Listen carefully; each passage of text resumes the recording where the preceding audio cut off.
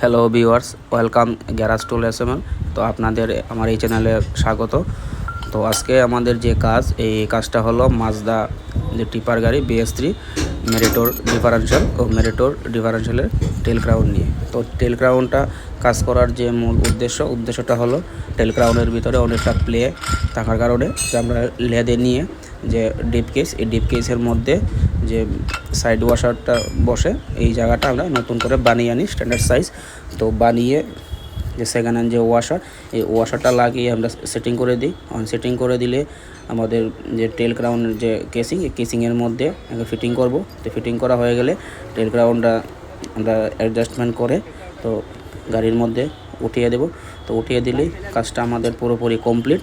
তো দেখো ভিডিওটি, যদি ভালো লাগে থাকে তাহলে অবশ্যই চ্যানেলটা সাবস্ক্রাইব করতে ভুলবে না, আর লাইক কমেন্ট শেয়ার অবশ্যই একটা করবে।